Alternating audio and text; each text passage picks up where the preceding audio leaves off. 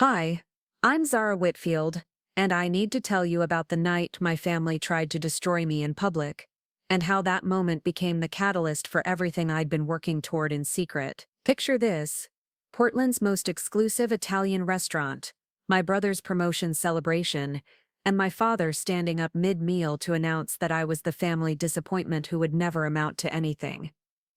The entire dining room went silent. Every eye turned to our table, and instead of shrinking into my chair like I'd done my whole life, I smiled. That smile changed everything. Because 3 hours later, my phone rang with a call that would prove them all wrong in the most spectacular way possible. Before we jump back in, tell us where you're tuning from, and if this story touches you, make sure you're subscribed, because tomorrow I've saved something extra special for you. The autumn rain was drumming against the windows of my southeast Portland loft when my phone buzzed with the text that would set everything in motion. It was from my mother, Victoria, written in her typical passive-aggressive style that had perfected the art of making requests sound like royal summons. Family dinner tonight at Ristorante Luna, 7 p.m. Celebrating Landon's partnership. Don't be late, and please dress appropriately for once. I stared at the message, feeling that familiar knot form in my stomach. Ristorante Luna wasn't just any restaurant, it was Portland's crown jewel of fine dining. The kind of place where reservations required connections and meals cost more than most people's weekly grocery budget. The fact that they'd chosen it for Landon's celebration told me everything I needed to know about the evening ahead. This wasn't going to be a simple family dinner. This was going to be a performance, with me cast in my usual role as the underachieving younger daughter. I glanced at my laptop screen, where I'd been reviewing analytics for my latest freelance campaign.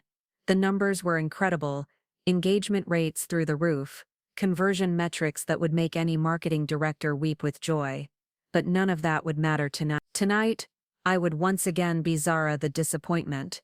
Zara the one who couldn't quite measure up to her golden siblings. My phone buzzed again. This time it was Grace, my younger sister, texting from her medical residency at OHSU. Please tell me you're coming tonight. I can't handle Mom and Dad's commentary about your absence again.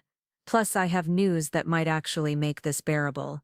Grace was the only family member who still treated me like a human being rather than a cautionary tale. While Landon had followed our father's footsteps into law and surpassed him, Grace had taken the medical route that made our mother beam with pride at every social gathering. Then there was me, the marketing coordinator who'd never quite lived up to the family's professional standards, despite the fact that I'd been quietly building something they couldn't even comprehend. I typed back quickly, "I'll be there," wearing my most appropriate failure outfit. Grace responded with a laughing emoji and a heart. At least someone in the family still had a sense of humor about the whole situation. I closed my laptop and walked to my closet, surveying the option. My mother's definition of appropriate had evolved over the years, but it generally meant conservative, expensive-looking, and boring enough not to draw attention away from whoever was being celebrated that evening. I settled on a navy blue dress that I'd bought for client presentations, professional, understated, and definitely not reflective of the creative work I'd been pouring my soul into for the past 2 years. As I got ready, my mind wandered to the email sitting in my drafts folder. It was a response to an inquiry I'd received last week from Elena Vasquez, my former boss who'd left our agency to start her own boutique consulting firm.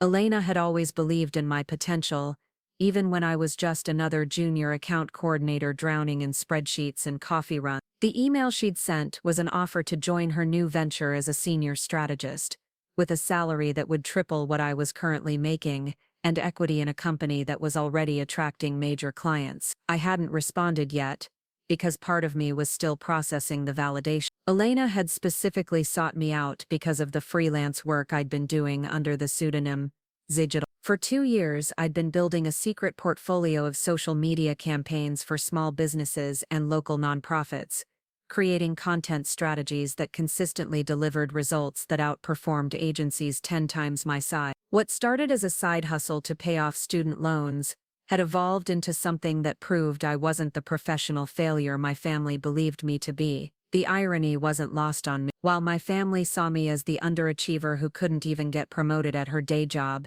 I'd been building a reputation in the digital marketing world that had caught the attention of industry leaders. But explaining this to my parents would require them to first acknowledge that they understood what digital marketing actually entailed, and second, that they were wrong about my capabilities. Neither seemed likely to happen over dinner at Ristorante Luna. I grabbed my coat and headed out into the Portland drizzle, taking the Max train downtown toward the Pearl District. The closer I got to the restaurant, the more familiar the anxiety became. Family dinners with the Whitfields weren't casual affairs. They were strategic meetings where accomplishments were compared, future plans were scrutinized, and disappointments were cataloged for future reference. Ristorante Luna occupied the ground floor of a converted warehouse building, its warm golden lighting spilling onto the sidewalk through floor-to-ceiling windows. Even from outside, I could see the carefully curated atmosphere: exposed brick walls lined with wine bottles, servers in crisp white shirts moving between tables with practiced precision, and diners who looked like they belonged in lifestyle magazines. This was exactly the kind of place where my family felt at home, and where I felt like an imposter. I checked my phone one more time before walking in. There was a notification from Instagram. My digital account had gained another 1,000 followers overnight, and the comments on my latest post were overwhelmingly positive. Small business owners thanking me for the strategies that had doubled their customer engagement, nonprofit directors crediting my campaigns with their most successful fundraising quarters in years. It was a different world from the one I was about to enter, where success was measured in billable hours and professional titles rather than actual impact. The hostess, a woman with the kind of effortless elegance that came from working in high-end hospitality, greeted me with a smile. "Good evening. How can I help you?" "I'm meeting the Whitfield party," I said, trying to project confidence I didn't feel. Her expression brightened immediately. "Of course. They're already seated in our private dining area, right this way." As she led me through the main dining room, I caught glimpses of the other patrons, couples celebrating anniversaries, business associates closing deals over wine, groups of friends laughing over shared plates of pasta. Everyone seemed to belong here in a way that I never quite managed to achieve, no matter how many times my family brought me to places like this. The private dining area was tucked behind a frosted glass partition, creating an intimate space that also provided acoustic privacy for conversations that might be too important or too embarrassing for public consumption. The table was already occupied by the familiar faces of my family, with one conspicuous addition, Kayla, my sister-in-law, who was documenting the evening through a series of carefully composed Instagram stories. "Zara," my mother called out, her voice carrying that particular tone of surprise she reserved for moments when I actually showed up to family events.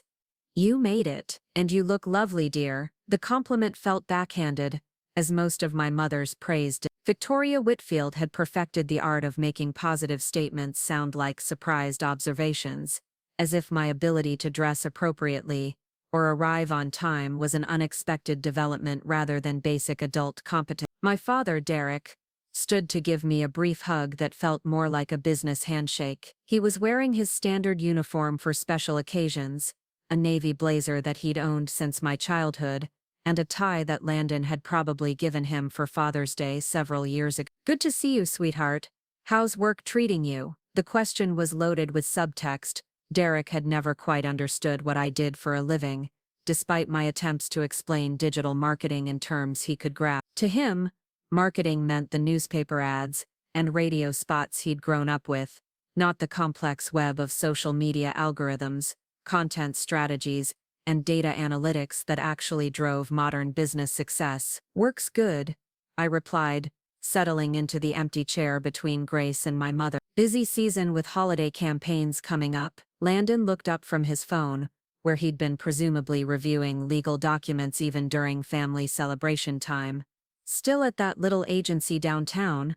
What's it called again?" "Catalyst." "Catalyst Creative," I corrected, though I knew he remembered the name perfectly well. Landon had a lawyer's memory for details when he wanted to, and his tendency to forget information about my life was calculated rather than accidental. Right, he said with a dismissive way. "Well, I'm sure they're keeping you busy with whatever it is you do there." Kayla looked up from her phone long enough to add her own commentary. "Zara, You should really let me help you optimize your personal brand on social media. I mean, I know you work in marketing, but your Instagram presence is so minimal. It's like you're not even trying to build your influence. The comment stung because it revealed how little my family understood about my actual work. Kayla's approach to social media was all about lifestyle content and personal branding.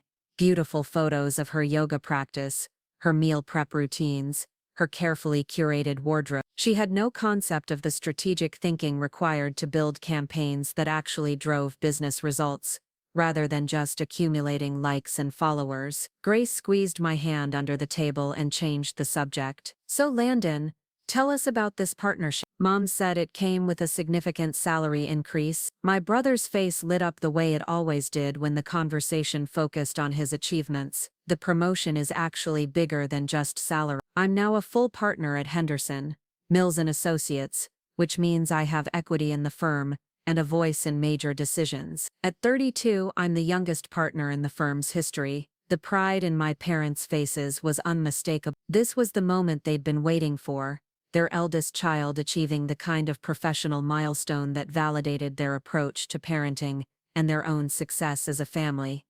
Derek raised his wine glass in a toast, and the rest of the table followed suit. To Landon, Derek announced, his voice carrying across our private dining area, for proving that hard work and dedication still matter in this world. We couldn't be prouder. I clinked my glass with everyone else's, smiling and nodding, as if I shared their enthusiasm. But underneath the performance, I felt the familiar ache of being invisible in my own family. No one had ever raised a toast to my accomplishments, partly because they didn't understand what my accomplishments actually were, and partly because they'd decided long ago that I was the child who would struggle to reach their standard. As the evening progressed, the conversation continued to orbit around Landon's success. Victoria regaled the table with stories of how she'd been telling her friends about her son's partnership. Derek shared his own reflections on building a successful career, and Kayla documented everything for her followers with the kind of enthusiasm usually reserved for celebrity sighting. Meanwhile, my phone buzzed quietly with notifications from my secret professional life. A potential client wanted to schedule a consultation for a campaign that could be worth $15,000. A colleague had tagged me in a LinkedIn post about innovative marketing strategy. Elena had sent a follow-up email about the job offer,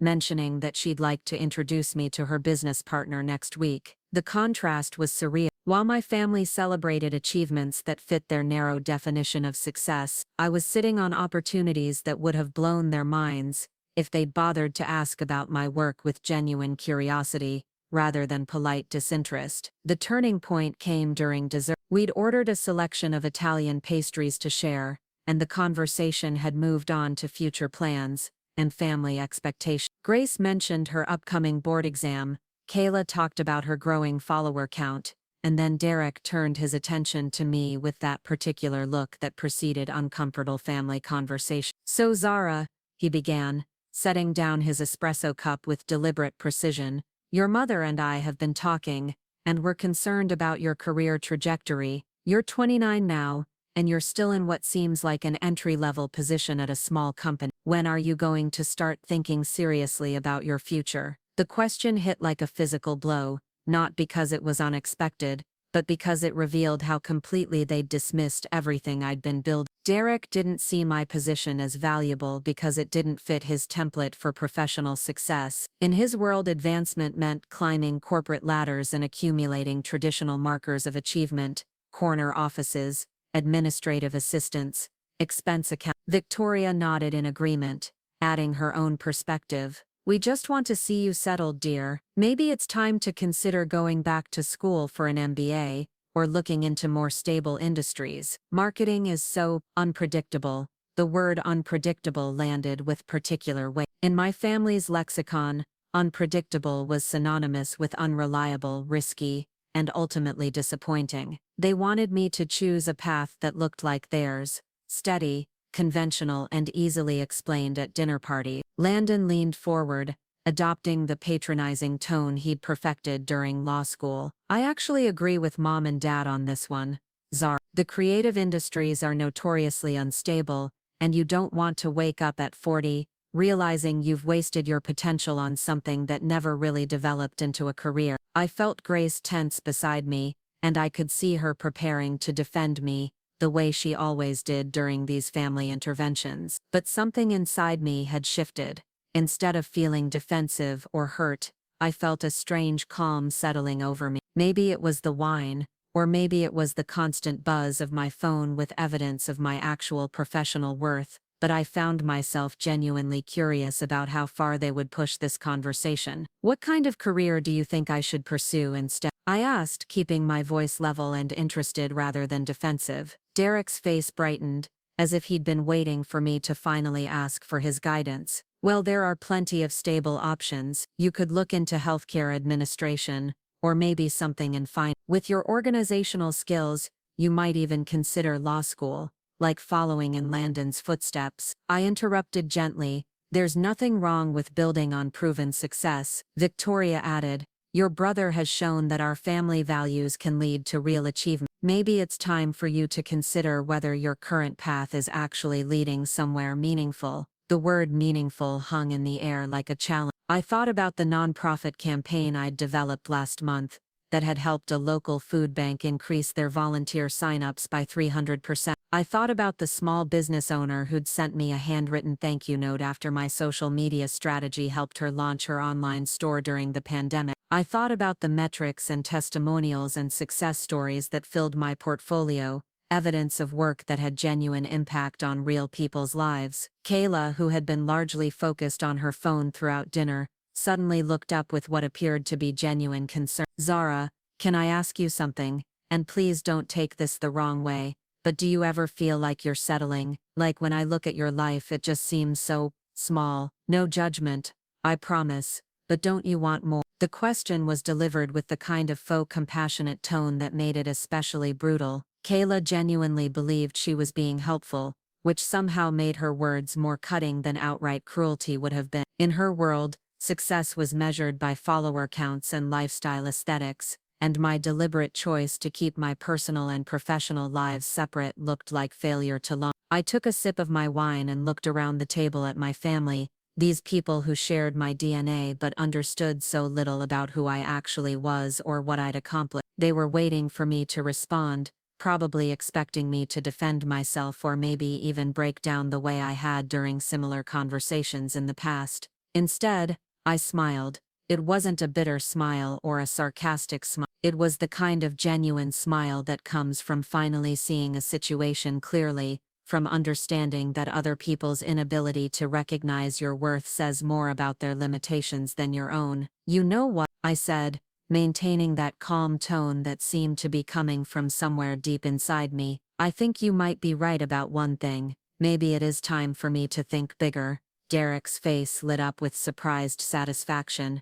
"Now that's what I like to hear. We just want what's best for you, sweetheart." "Absolutely," I continued, pulling out my phone as it buzzed again with another notification. "In fact, I've been thinking about some opportunities that might surprise you." I glanced at the screen and saw Elena's name attached to a message that made my heart skip. "Just got off the phone with our biggest potential client. They specifically requested to work with Zara Digital after seeing your nonprofit campaign results. This could be a six-figure contract, Zara. Call me." I looked back up at my family, all of them watching me with varying expressions of curiosity and skepticism. They had no idea that the small life they'd been dissecting was actually the foundation for something they couldn't even imagine. They didn't know about the client waiting list, the industry recognition, or the job offer that would triple my current salary while giving me equity in a growing company. "Actually," I said, standing up and placing my napkin on the table, "I think I should probably head home. Early morning tomorrow, lots of meaningful work to catch up on." The smile never left my face as I hugged each of them goodbye, enduring Derek's pat on the shoulder and Victoria's reminder to think seriously about what we discussed tonight. Even Landon seemed pleased that his intervention had apparently been successful in motivating me toward better life choices. Grace followed me toward the exit, concern written across her face. "Zara, are you okay? You seem different." I hugged my sister tightly, the only family member who'd never made me feel like I needed to justify my existence. I'm better than okay, Grace. I think I'm finally ready to stop hiding. As I walked out of Ristorante Luna into the cool Portland evening, my phone. The caller ID showed a number I didn't recognize, but something made me answer it anyway. Is this Zara Whitfield? The voice was warm, with just a hint of an Italian accent. Yes, this is Zara.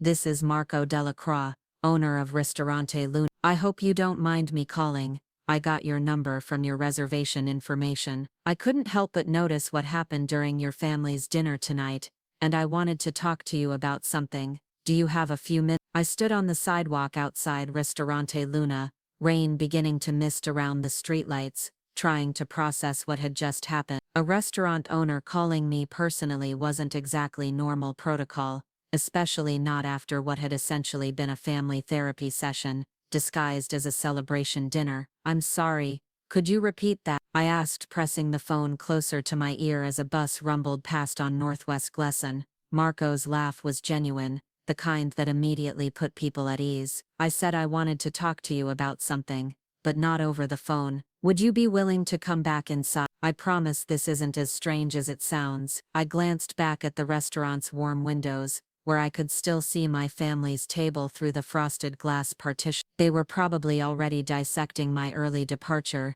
analyzing my responses to their intervention, and congratulating themselves on finally getting through to me about my career choices. I appreciate the call, Mr. Delacroix, but I think I've had enough family drama for one evening, I said diplomatically. Please call me Mark.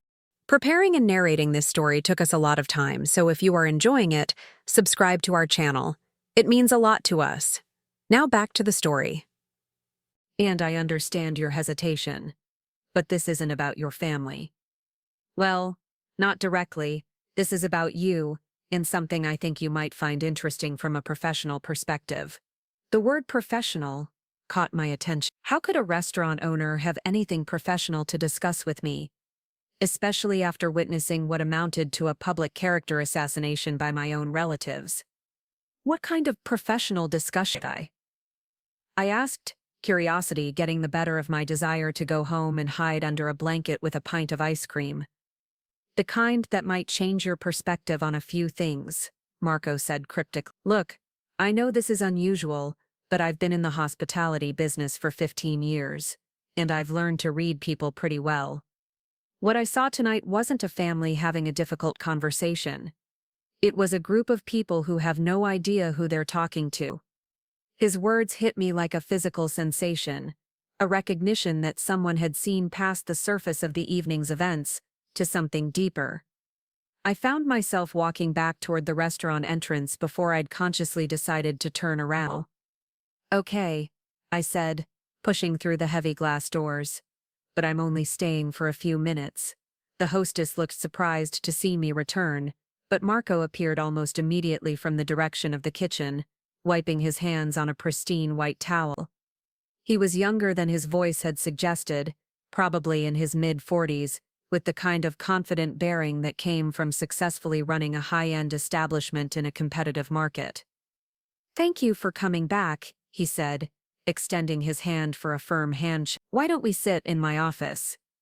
It's quieter and we won't be interrupted. He led me through the main dining room toward a discreet door marked private, past the open kitchen where I could see chefs working with the kind of focused intensity that created the carefully plated masterpieces being served throughout the restaurant. Marco's office was surprisingly modern for a place that cultivated old-world Italian charm, clean lines, minimalist furniture, and a wall covered with what appeared to be awards and certifications from various culinary organizations. Can I offer you something to drink? Coffee, wine, sparkling water? Marco asked, settling behind his desk while I took the chair across from him. Coffee would be great, actually, I said, realizing that the wine from dinner was making me feel slightly unmoored in this already surreal situation. Marco pressed a button on his desk phone and requested 2 espressos, then leaned back in his chair and studied me with the kind of direct attention I wasn't used to receiving from strangers. So, he began, I have a confession to make. I didn't just happen to overhear your family's conversation tonight. I was actually paying attention because I recognized your name. I felt my stomach drop. Had someone from my day job connected me to Z Digital? Was this about a client complaint I wasn't aware of? My mind raced through possibilities. None of them particularly good. I'm not sure I understand, I said carefully. Marco opened his laptop and turned the screen toward me. On it was my digital Instagram account, specifically the post I'd published last week about a campaign I'd developed for a local farm-to-table restaurant. The engagement numbers were impressive, thousands of likes, hundreds of comments, and dozens of shares from other food industry accounts. Z Digital, Marco said simply. That's you, isn't it? The question hung in the air between us like a challenge. For 2 years I'd maintained strict separation between my personal and professional online presence, partly for privacy and partly because I knew my family wouldn't understand the nature of my work. Only a handful of people knew that Zara Whitfield and Z Digital were the same person. How did you figure that out? I asked, neither confirming nor denying his assumption. Marco smiled and turned the laptop back toward himself. A few things gave it away. First, the location tags on some of your posts correspond with places I know you've been. I've seen you here before with your family, and there's a coffee shop you frequently post about that's in your neighborhood. Second, your writing style in the captions matches the way you speak. But the real clincher was the campaign you did for Verde Kitchen 3 months ago. Verde Kitchen was a small restaurant in Southeast Portland that had hired me to help them recover from pandemic-related revenue losses. I developed a comprehensive social media strategy that highlighted their sustainability practices and community connections, resulting in a 30% increase in foot traffic within 6 weeks. You know Verde Kitchen? I know Antonio Verde very well. He's been a mentor to me since I first moved to Portland. When his business started recovering, he wouldn't stop talking about this brilliant marketing strategist who'd helped him completely reimagine his customer outreach. He showed me some of the content you created, and I was genuinely impressed by the depth of strategy behind what looked like simple social media posts. I felt a flush of pride mixed with disbelief. In my regular life, my work was invisible to the people who mattered most to me, but apparently in the food service industry, my campaigns were creating ripple effects I'd never imagined. Antonio said you turned down his offer to put you on retainer because you were too busy with other clients. Marco continued. That got my attention, because finding good marketing support in this industry is incredibly difficult. Most agencies either don't understand hospitality, or they treat restaurants like any other retail business. A server appeared with our espressos, and I used the interruption to process what Marco was telling me. While my family saw me as professionally stagnant, I was apparently building a reputation among business owners who understood the value of strategic marketing. So why are you telling me that? I asked, taking a sip of the perfectly prepared coffee. Marco leaned forward, his expression becoming more serious. Because after what I witnessed tonight, I realized you might not fully understand the impact your work is having. When your family was questioning your career choices, you didn't defend yourself. You didn't mention the businesses you've helped or the strategies you've developed. It was like you were accepting their assessment of your professional worth. His observation stung because it was accurate. During the dinner conversation, I'd focused on my family's inability to understand my work rather than clearly articulating my accomplishments. I'd let them frame the discussion around their narrow definition of success instead of asserting my own. The restaurant industry in Portland is pretty interconnected, Marco continued. Word gets around when someone consistently delivers results. Your name, your professional name, comes up in conversations more often than you probably realize. He opened a folder on his desk and pulled out what appeared to be a business proposal, sliding it across the desk toward me. The header read, Delacroix Hospitality Group Digital Marketing Partnership Opportunity. I've been thinking about this for months, Marco explained as I scanned the document. Ristorante Luna is just one part of my business. I also own 2 other restaurants, a catering company, and I'm opening a boutique hotel next year. Right now, each business handles its own marketing, which means we're duplicating efforts and missing opportunities for cross-promotion. The proposal outlined a comprehensive digital marketing strategy that would unify all of Marco's businesses under a cohesive brand narrative, while maintaining each location's unique identity. It was exactly the kind of complex, multifaceted project that demonstrated the strategic thinking required for high-level marketing work. "You want me to develop this entire campaign?" I asked, still processing the scope of what he was suggesting. "I want you to lead it," Marco corrected. "This isn't a freelance project. This is a partnership. I'm offering you the position of Director of Digital Strategy for Delacroix Hospitality Group with equity in the company and autonomy to build your own team as we I stared at the proposal, reading the salary figure twice to make sure I hadn't misunderstood. It was more than double what I currently made at Catalyst Creative, with benefits that included health insurance, profit sharing, and a budget for continuing education that exceeded most people's annual salaries. "I don't understand," I said finally. "You don't really know me. We've never worked together. How do you know I can handle something this big?" Marco's expression grew thoughtful. "You're right that we haven't worked together directly, but I've done my research. I've talked to Antonio and 3 other business owners who've worked with Digital. I've analyzed your campaigns and the results they've generated.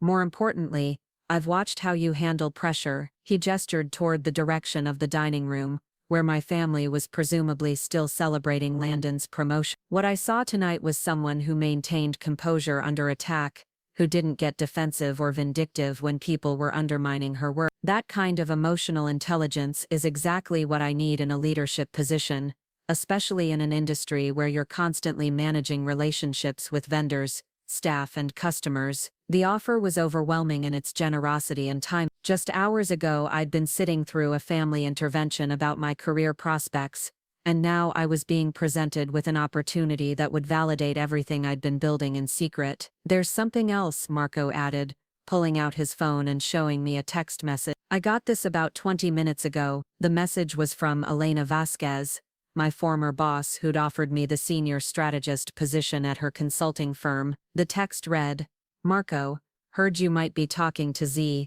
Digital tonight. Just wanted to confirm, she's exactly as brilliant as her work suggests. If you don't hire her, I will." I looked up at Marco in confusion. "You know Elena, she's been trying to poach me as a client for months."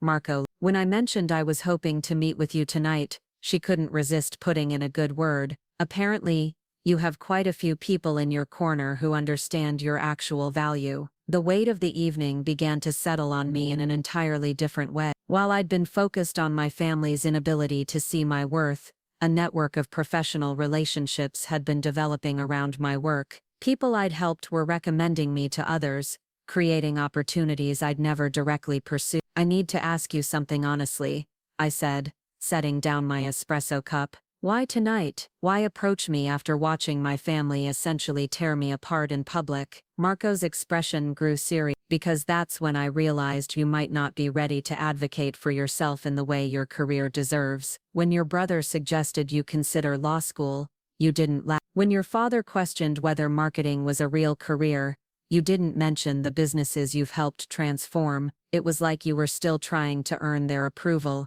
instead of recognizing that you've already proven yourself to the people who matter professionally." His words hit me with uncomfortable accuracy. I had been seeking validation from people who would never understand my work well enough to properly value it, while ignoring the recognition I'd already earned from clients and industry contacts who could actually assess my capability. "The truth is," Marco continued, "I was already planning to reach out to you next week about a potential collaboration. Tonight just convinced me that the conversation needed to happen sooner rather than later." I looked down at the proposal again, scanning the details of what he was offering. It wasn't just a job, it was an opportunity to step into a leadership role that would utilize everything I'd learned while building my freelance practice. More than that, it was a chance to work with someone who understood the strategic value of what I did. "Can I ask you something? When you were building this business, did your family understand what you were trying to accomplish?" Marco's laugh held a note of recognition. "My parents wanted me to be a doctor. They immigrated from Italy so their children could have stable, respectable careers, and opening a restaurant seemed like throwing away all their sacrifices. It took years of success before they stopped suggesting I go back to school for something more reliable." "How did you handle the doubt?" I asked. "I stopped waiting for permission," Marco said simply. I stopped trying to convince people who would never understand the restaurant industry that what I was doing had value. Instead, I focused on building something undeniable. The phrase building something undeniable resonated with something deep inside me. For 2 years I'd been creating proof of my capabilities, while simultaneously diminishing that proof whenever my family questioned my choices. I'd been living a double life where my professional confidence never translated into personal assertiveness. "There's one more thing I should mention," Marco said, reaching into his desk drawer. "This came for you earlier tonight." He handed me an envelope with my name written in elegant script across the front. Inside was a handwritten note from the hostess who'd seated my family when we arrived. "Dear Miss Whitfield," the note read, "I wanted you to know that several of our regular customers tonight mentioned recognizing you from your work with their businesses. The couple at table 12 said your campaign helped them launch their online store during the pandemic. The gentleman at the bar credited your social media strategy with saving his food truck business. I thought you should know that while your family was questioning your success, the people around you were celebrating it. Respectfully, Christina Morrison, front of house manager." I read the note twice, feeling a surge of emotion I couldn't quite name. While I'd been sitting through my family's assessment of my failures, other people in the restaurant had been silently acknowledging my professional accomplishments. "How many people knew?" I asked. "More than you think," Marco replied.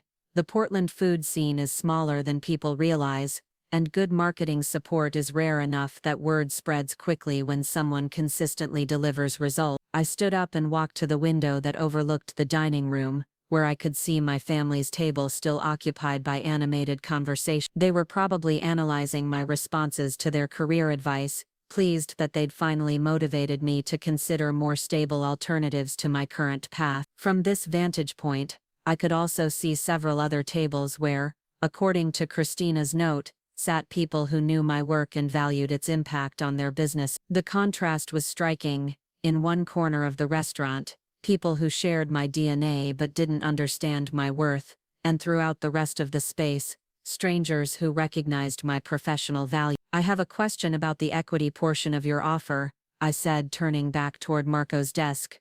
"What would you like to know? If I accept this position and help you build something significant, how long before I have enough ownership stake to make my own strategic decisions about the direction of the company?" Marco's smile told me he understood exactly what I was asking. "Based on the performance benchmarks outlined in the proposal, you'd have significant decision-making authority within the first year, and controlling interest within 3 years if the growth targets are met. And those growth targets, are they realistic? Based on what you've accomplished with much smaller budgets and fewer resources, I'd say they're conservative," Marco replied. I sat back down and looked at the proposal one more time, this time reading it, not as someone seeking approval, but as someone evaluating a business opportunity. The terms were generous, the scope was challenging, and the potential for growth was exactly what I'd been building toward without fully realizing it. "I'll need to give notice at my current job," I said. "Of course, when would you be able to start?" 3 weeks, I replied, surprising myself with the definitiveness of my response. Marco extended his hand across the desk. "Welcome to Delacroix Hospitality Group, Director Whitfield." As we shook hands, I felt something shift inside me, not just professional excitement, but a recognition that I'd been undervaluing myself in ways that extended far beyond my family's inability to understand my work. For the first time in years, I felt ready to step fully into the success I'd been building. My phone buzzed with a text from Grace. "Hope you're okay. Mom's worried she was too harsh tonight. Dad thinks you took their advice well. Call me later." I showed the message to Marco, who chuckled. "Are you going to tell them about this?" I thought about it for a moment, imagining the conversation where I'd try to explain that their struggling daughter had just accepted a director-level position with equity in a growing hospitality company. They'd probably assume I was exaggerating, or that Marco was taking advantage of my desperation for validation. "Not yet," I said finally. "I think I'd rather let my work speak for itself first." As I gathered my things to leave, Marco handed me a business card. "My personal number is on the back. If you have any questions before your start date, don't hesitate to call. Also, there's something else we should discuss next week." "What's that?" I've been talking with several other restaurant owners about collaborating on a food festival next summer. If you're interested, it could be your first major project as Director of Digital Strategy, a campaign that would reach the entire Pacific Northwest food scene. I pocketed the business card, feeling the weight of legitimate, professional recognition in a way I'd never experienced before. This wasn't someone humoring me or offering charity. This was a serious business owner making strategic decisions about the future of his company. "I'll call you Monday to set up a meeting," I said. "Perfect." "And Zara," Marco stood up as I reached the door. "For what it's worth, I think your family has no idea how lucky they are to know you." I walked back through the restaurant dining room, past my family's table where they were deep in conversation about something that now seemed entirely irrelevant to my life. Past the tables where, according to Christina's note, sat people who understood the value of strategic marketing in ways my relatives never would. As I stepped back onto the sidewalk, my phone rang. It was Elena Vosk. "Please tell me you said yes to whatever Marco offered you," she said without preamble. "How did you know he'd make an offer?" "Because I've been watching your work for 2 years and Marco's been looking for someone exactly like you for just as long. It was inevitable that you'd find each other eventually." "Elena, can I ask you something? When you offered me the senior strategist position at your firm, was it because you felt sorry for me, or because you genuinely think I can do the work?" There was a pause before Elena laughed. "Zara, you've been thinking too small. The position I offered you was because I need someone with your strategic thinking to help me expand into new markets. The position Marco offered you is because he needs someone with your vision to transform his entire business model. Neither of us is in the business of making charity offers." After I hung up, I stood on the sidewalk for a moment longer, watching the warm light spill from Ristorante Luna's windows onto the wet pavement. 3 hours ago, I'd walked into that restaurant as someone seeking approval from people who would never understand my worth. I was leaving as someone who'd been offered recognition by people who could properly assess my capability. The rain had stopped, and downtown Portland stretched out before me with a clarity I'd never noticed before. For the first time in my adult life, I felt ready to stop apologizing for my success and start building something undeniable. The following Monday morning arrived with the kind of crisp October clarity that made Portland feel like the center of the universe. I sat in my usual coffee shop on Southeast Division, laptop open to a blank resignation letter that I'd been staring at for 20 minutes. The cursor blinked at me like a challenge, waiting for me to commit to words that would officially end one chapter of my life and begin another. Timothy Brooks, my supervisor at Catalyst Creative, had no idea that his most reliable team member was about to upend his quarterly staffing plans. For 3 years, I'd been the person who stayed late to finish campaigns, who took on difficult clients without complaint, and who consistently delivered results that exceeded expectations. What Timothy didn't know was that those same skills had been building a parallel career that was about to make my current position obsolete. The irony wasn't lost on me that I'd been preparing for this moment for months without realizing it. Every late night spent on freelance projects had been practice for managing larger accounts. Every satisfied client recommendation had been building the reputation that would eventually open doors I'd never imagined walking through. The resignation letter was just a formality. The real transition had been happening gradually for 2 years. My phone buzzed with a text from Marco.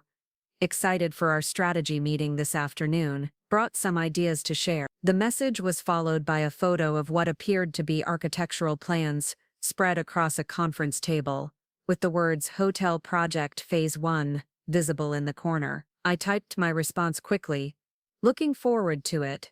Spent the weekend researching hospitality industry trends." What I didn't mention was that I'd fallen down a research rabbit hole that had consumed my entire weekend, diving deep into case studies of successful hotel launches, analyzing competitor social media strategies, and mapping out preliminary ideas for integrated marketing campaigns that could position Delacroix Hospitality Group as a leader in Portland's tourism market. The resignation letter cursor continued blinking, so I finally began typing. "Dear Timothy, I am writing to formally notify you of my resignation from my position as marketing coordinator at Catalyst Creative. My last day of employment will be November 1st, providing 3 weeks' notice as outlined in my employment agreement. The words felt simultaneously momentous and anticlimactic. After 3 years of steady employment, of team meetings and client presentations, and performance reviews, my departure could be summarized in a few polite sentences that revealed nothing about the transformation happening beneath the surface. I continued typing. I want to express my gratitude for the opportunities I've had to develop my skills and contribute to the agency's success. I'm committed to ensuring a smooth transition of my current projects and will do everything possible to minimize any disruption to our clients or team members. What I really wanted to write was more complicated. I wanted to thank Timothy for consistently underestimating me, because that underestimation had motivated me to prove my capabilities elsewhere. I wanted to acknowledge that his refusal to promote me despite my consistent performance had pushed me to build something bigger than anything I could have achieved within the agency's limitations. But resignation letters weren't the place for brutal honesty about workplace dynamics. The coffee shop around me buzzed with the usual Monday morning energy. Freelancers claiming their favorite tables, business meetings conducted over lattes, students from Portland State spreading textbooks across every available surface. I'd been part of this ecosystem for years, but today it felt different. Today I was sitting here as someone with a clear destination rather than someone marking time between obligations. My laptop chimed with an email notification from Elena Vasquez. Saw your LinkedIn activity this weekend. Looks like someone's been doing some serious research. Still interested in that consulting discussion we talked about. Elena's message reminded me that I had options beyond Marco's offer, though the more I'd thought about it over the weekend, the more certain I'd become that the hospitality group position was exactly what I'd been building toward. The scope was ambitious, the growth potential was significant, and most importantly, Marco understood the strategic value of digital marketing in ways that would allow me to do my best work. I finished the resignation letter with standard pleasantries about professional development and future success, then saved it to my desktop without sending it. I wanted to have the conversation with Timothy in person before making it official, partly out of professional courtesy and partly because I was curious about his reaction to losing someone he'd consistently treated as replaceable. My phone rang with a call from Grace, probably checking in after the family dinner drama from Friday night. I'd been deliberately vague in my responses to her weekend texts, not because I didn't trust her, but because I wasn't ready to explain the complete shift in my professional trajectory to anyone in my family yet. "Hey," Grace said, her voice carrying the exhaustion that came with medical residency. "Do you have a few minutes to talk?" I wanted to follow up on Friday night. "Sure," I replied, closing my laptop and walking outside where the conversation would be more private. "What's on your mind?" "I've been thinking about what happened at dinner and I wanted to apologize for not defending you more strongly. The way everyone was talking about your career was unfair. And I should have said something." Grace's apology touched me because it revealed how little my family understood about my actual professional situation. She was trying to protect me from judgments that no longer had the power to hurt me, because those judgments were based on incomplete information about who I'd become. "I appreciate that," I said carefully, "but you don't need to apologize. Actually, Friday night was probably exactly what I needed to hear." "What do you mean?" I paused, considering how much to reveal. Grace was the family member I trusted most, but she was also embedded in the same system of professional values that had made my parents view my career as disappointing. Medical residency was the kind of clearly defined success story that fit their template for meaningful achievement. "I mean that sometimes you need to hear how other people see you before you can decide whether their perspective matches reality," I said finally. Friday night helped me realize that I've been seeking approval from people who aren't qualified to judge my work. Grace was quiet for a moment. "That sounds like you've made some kind of decision."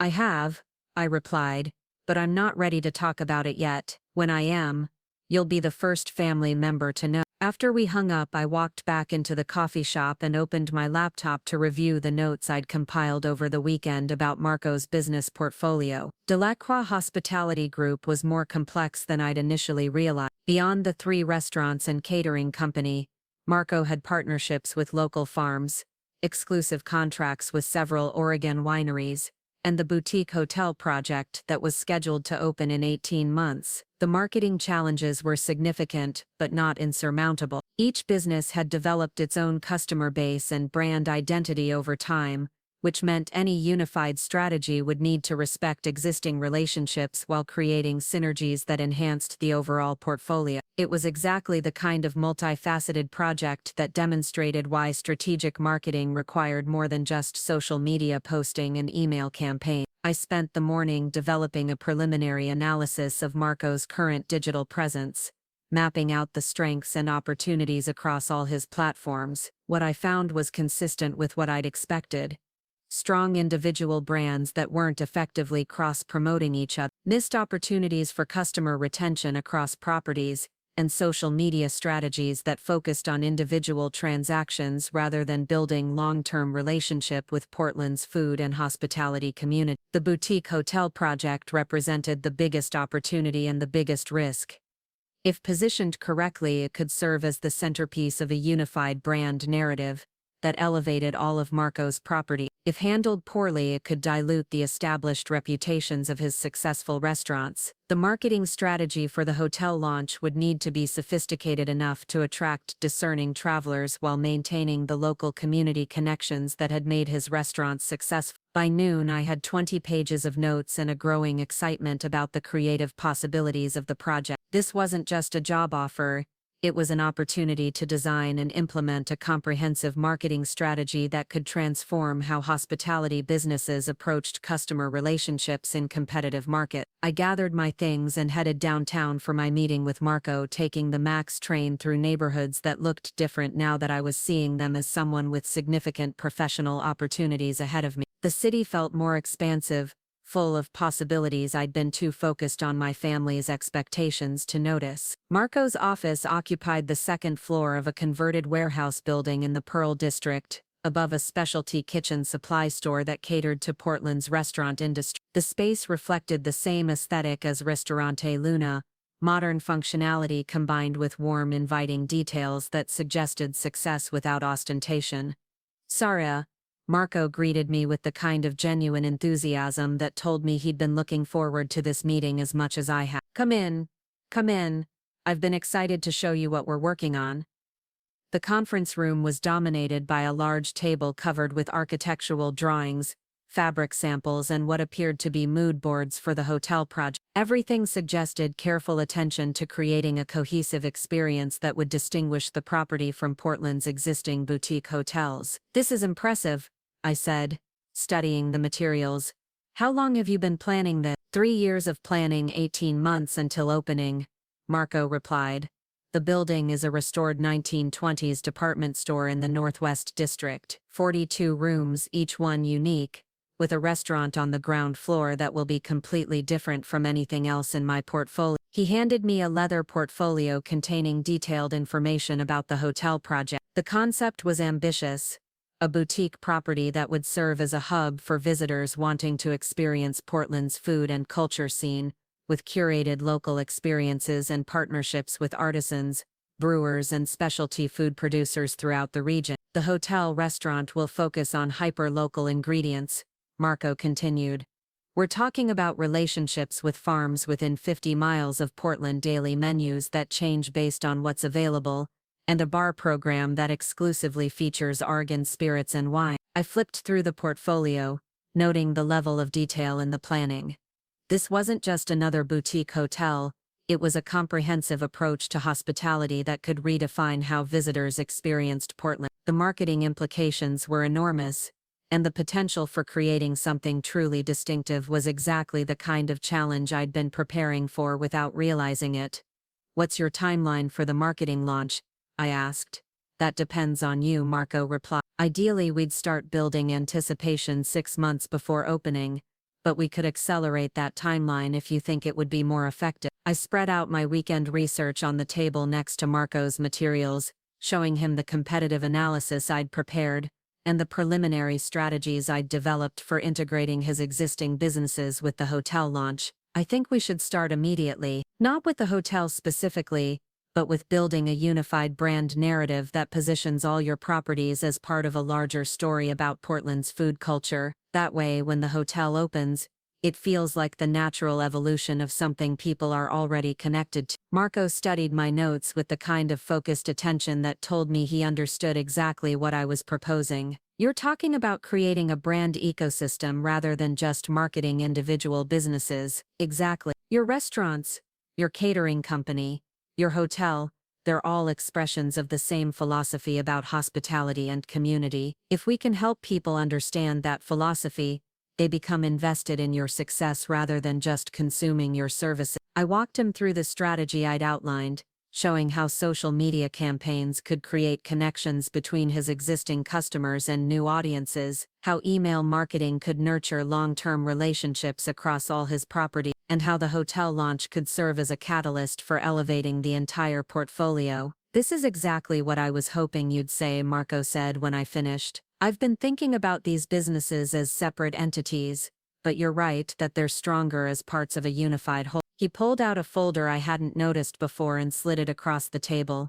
I want to show you something that might change your perspective on the scope of this project. Inside the folder were letters of intent from several other Portland restaurant owners, all expressing interest in collaborating with Marco on various projects. There were farm-to-table restaurants wanting to coordinate sourcing, food trucks looking for catering partnerships, and even a craft brewery exploring the possibility of opening a tasting room adjacent to one of Marco's properties. I've been having informal conversations with colleagues for months, Marco explained.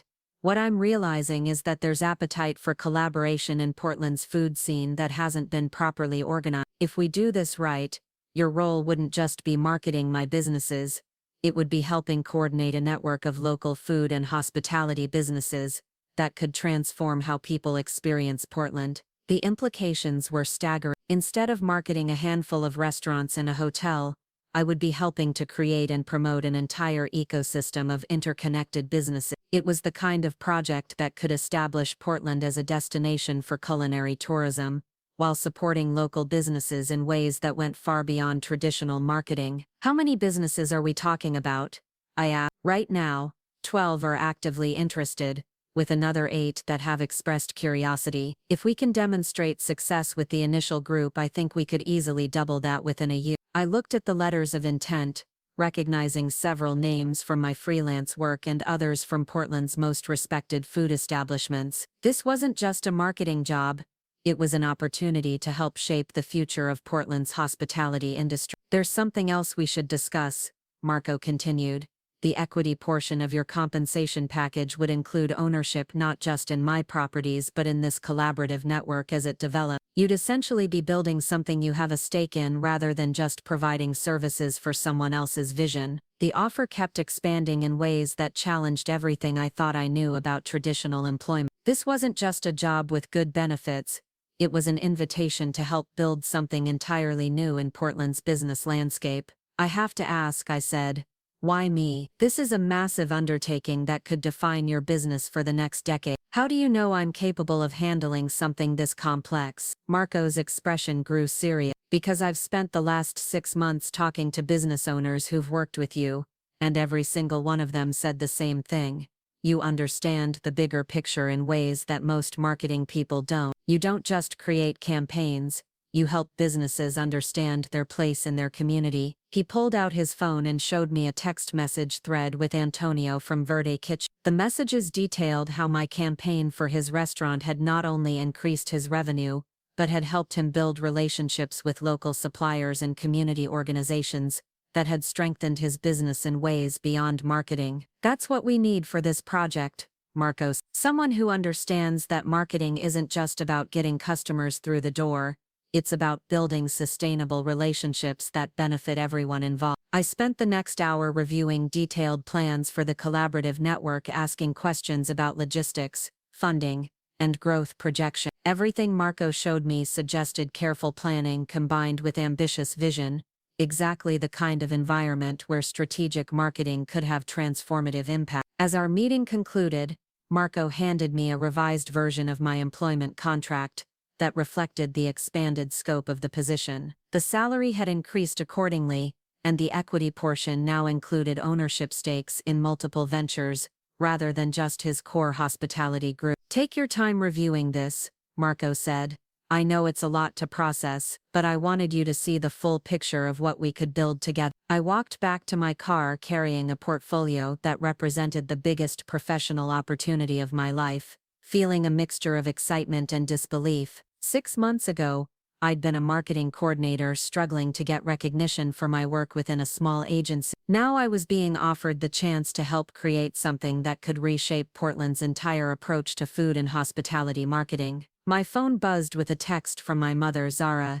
"Dear, your father and I have been talking since dinner Friday. We think you should consider applying for a position with the city government. Steady benefits, good retirement plan, and much more stable than what you're doing now. Let me know if you'd like me to put you in touch with someone in it." I stared at the message for a moment, then looked at the portfolio in my passenger seat containing plans for a multi-million-dollar marketing initiative that would position me as a leader in Portland's business community. The disconnect between my family's perception of my prospects and the reality of my opportunities was so complete that it had moved beyond frustrating into almost absurd territory. Instead of responding to my mother's text, I called Elena Vasquez. "Please tell me you're calling with good news," Elena said immediately. "I'm calling with complicated news," I replied.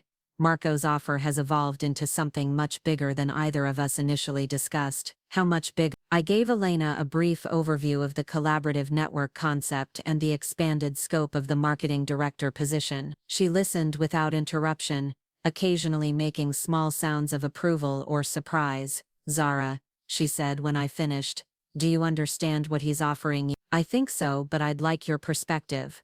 "He's offering you the chance to become the most influential marketing strategist in Portland's hospitality industry before you turn 30. If this network concept works the way he's describing, you'll have created something that other cities will want to replicate. You'll be getting speaking requests at industry conferences, consulting offers from major hotel chains, and probably job offers from companies you've never heard of." Elena's assessment crystallized something I'd been feeling but hadn't articulated. This wasn't just a career advancement, it was an opportunity to establish myself as a thought leader in an industry that was constantly evolving. "There's something else," Elena continued. "I've been doing some research of my own since we last talked. Your digital work has been getting attention beyond Portland. I've had inquiries from marketing directors in Seattle and San Francisco asking if I know how to contact you." "What kind of inquiry?" "The kind that suggests your reputation is growing faster than you realize. If you take Marco's offer, you'll have a platform to showcase your capabilities on a scale that could attract national attention." After we hung up,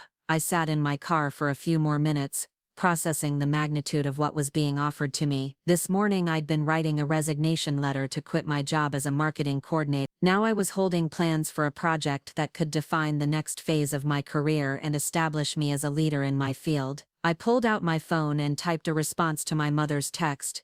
"Thanks for thinking of me, Mom. I actually have some exciting career developments happening that I'll tell you about soon. Government work isn't quite the right fit for what I have planned." Her response came immediately. "What kind of developments? You're being so mysterious lately." I typed back, "The good trust me on this one." As I drove home, I realized that I was no longer the person who had walked into Ristorante Luna on Friday night, seeking approval from people who would never understand my work. I was someone with options, with recognition from people who mattered professionally, and with opportunities that exceeded anything my family could have imagined for me. The resignation letter I'd drafted that morning suddenly seemed like the least significant decision I needed to make. The real choice was whether I was ready to step fully into the success I'd been building, and stop apologizing for achievements that spoke for themselves. Tuesday morning arrived with the weight of decisions that would reshape everything. I sat across from Timothy Brooks in his corner office at Catalyst Creative,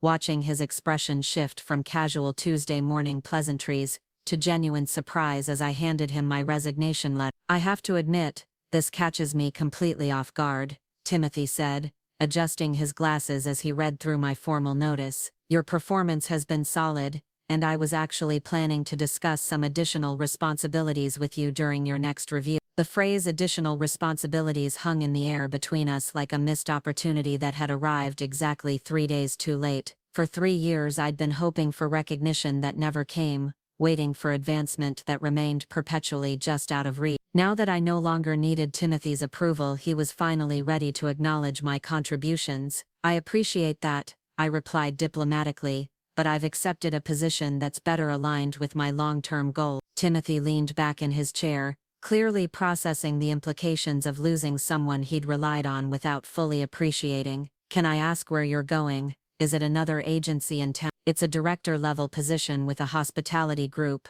I said, keeping my response deliberately vague. "I'll be overseeing digital strategy for multiple properties and helping to develop some collaborative initiatives in Portland's food scene." The word director visibly caught Timothy's attention. He'd been running Catalyst Creative for 8 years, and he understood exactly what kind of jump in responsibility and compensation a director-level position represented. "That's quite a leap," he said carefully. "How did this opportunity come about?" I could have told him about the years of freelance work that had built my reputation beyond the agency's walls. I could have explained how my after-hours projects had created the portfolio that qualified me for senior-level position. Instead, I simply said, "Through my professional network." What I didn't mention was that the professional network Timothy was hearing about for the first time had been developing parallel to my work at his agency, built through client relationships and industry connections he'd never known existed. The freelance projects I'd completed during evenings and weekends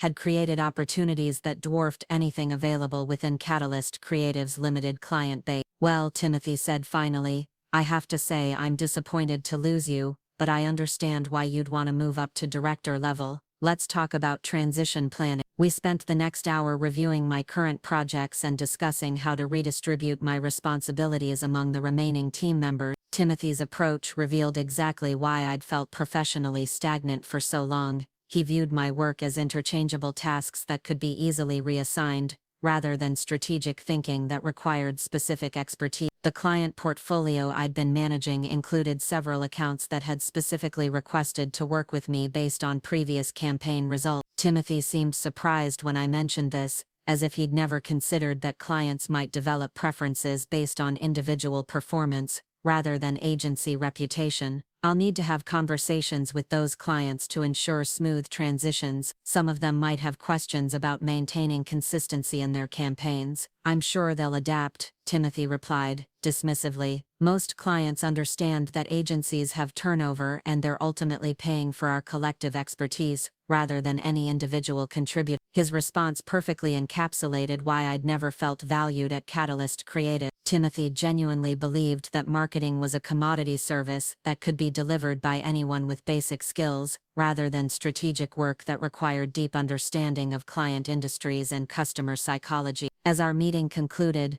Timothy walked me to the door with the kind of professional courtesy that felt hollow after 3 years of working together. "I hope this new position works out well for you, Zara. You've been a reliable team member here." The word reliable followed me back to my desk like a summary of how I'd been perceived throughout my tenure at the agency. Not innovative, not strategic, not indispensable, just reliable. It was exactly the kind of lukewarm assessment that had motivated me to build something more significant outside the constraints of traditional employment. I spent the rest of the morning organizing my files and preparing handover documents for the colleagues who would inherit my projects. The process felt like closing a chapter that had served its purpose, but had long since ceased to challenge me in meaningful ways. My phone buzzed with a text from Marco. "Any interest in joining me for lunch with a few of the restaurant owners I mentioned yesterday?" "Nothing formal. Just wanted you to meet some of the people you'd be working with." I responded immediately. "Absolutely. Where and when?" "Le Pujan, 12:30. Looking forward to introducing you to the team." Le Pujan was one of Portland's most respected restaurants, the kind of place where serious food industry conversations happened over carefully crafted dishes. The fact that Marco was hosting lunch there suggested he wanted to position our collaboration as part of Portland's established culinary community rather than as an outside marketing initiative. I arrived at Le Pujan 15 minutes early and found Marco already seated at a corner table with 3 other people I didn't recognize. The conversation at their table was animated but not rushed, the kind of professional discussion that happened between people who genuinely enjoyed each other's company. "Zara," Marco stood to greet me. "I'd like you to meet some colleagues. This is Carmen Rodriguez, who owns Alma Chocolate downtown." David Chen, who runs the Jade Dynasty Food Truck Collective, and Sarah Nakamura, who's opening a sake bar in the Alberta district next month. Each introduction came with a brief description of their businesses and their connection to the collaborative network Marco was building. Carmen specialized in bean-to-bar chocolate with a focus on South American suppliers. David had organized Portland's most successful food truck events and was looking to expand into permanent locations. Sarah was bringing traditional Japanese sake culture to Portland's cocktail scene. "Marco's been telling us about your work with local restaurants," Carmen said as I settled into my chair. "I have to say, what you did for Verde Kitchen was impressive. Antonio hasn't stopped talking about how you helped him connect with the community in ways that went beyond just getting customers through the door." The reference to my work with Verde Kitchen caught me off guard. I'd completed that project 8 months ago as a straightforward social media campaign. But apparently its impact had continued reverberating through Portland's food community long after I'd moved on to other clients. "That project was particularly rewarding," I replied. "Antonio had such a clear vision for what he wanted his restaurant to represent in the community. My job was just helping him communicate that vision effectively." David leaned forward with interest. "That's exactly what we need for the food truck collective. We have 15 trucks now, each with its own following, but we haven't figured out how to present ourselves as a cohesive group that's greater than the sum of its parts." Sarah nodded in agreement. "Same challenge with the sake. I know there's an audience for what I'm doing, but I'm not sure how to reach people who don't already understand Japanese drinking culture." As lunch progressed, I found myself naturally falling into strategic discussions about their individual marketing challenge. Carmen was struggling to educate customers about the difference between artisanal chocolate and mass-produced candy. David needed help coordinating promotions across multiple food trucks without cannibalizing each other's sales. Sarah wanted to create educational content that would make sake accessible to Portland's craft cocktail enthusiasts. What struck me was how interconnected their challenges were. Each business owner was trying to solve similar problems, building community connections, educating customers about quality and craft, and competing with established players who had larger marketing budgets. A coordinated approach could address all of these issues more effectively than individual campaigns. "You know," I said, pulling out my notebook, "there's a framework that might work for all of your business. Instead of competing for attention in Portland's crowded food scene, what if you collaborated to create something that elevated the entire local food conversation?" I sketched out a preliminary concept for a content series that would highlight the craft and community aspects of local food businesses. Carmen's chocolate-making process could illustrate the artisanal approach that distinguished local businesses from corporate competitors. David's food truck collective could demonstrate how diverse cuisines reflected Portland's multicultural community. Sarah's sake bar could show how traditional techniques translated into contemporary Portland culture. "This is what I was hoping would happen," Marco said, watching me outline the strategy. "You're already thinking about these businesses as part of a larger story rather than individual marketing challenges." Carmen studied my notes with growing excitement. "This could work. Instead of each of us trying to convince people to care about our specific product, we're inviting them into a conversation about why local food culture matters." David pointed to one of my sketches. "And the food truck collective could serve as the connecting element. We're already mobile, so we could literally bring this story to different neighborhoods throughout Portland." Sarah added her perspective. "The sake bar could host educational events that complement the content series. People who discovered the chocolate through social media could attend sake tastings that deepened their understanding of craft beverages." As we brainstormed, I felt the familiar energy that came from working on projects where the strategy aligned with genuine community benefit. This wasn't just marketing. It was helping local businesses create value for their customers while strengthening Portland's food culture. "There's something else we should consider," I said, thinking about the broader implications of what we were discussing. "If we can demonstrate that collaborative marketing helps local businesses compete with corporate chains, other cities might want to replicate this model. Portland could become known as the place that figured out how to support local food culture in ways that actually work." The table went quiet for a moment, as everyone processed the potential scope of what we were proposing. We weren't just talking about marketing individual businesses, we were discussing a model that could transform how local food communities operated. Marco broke the silence. This is exactly why I wanted you to meet these people, Zara.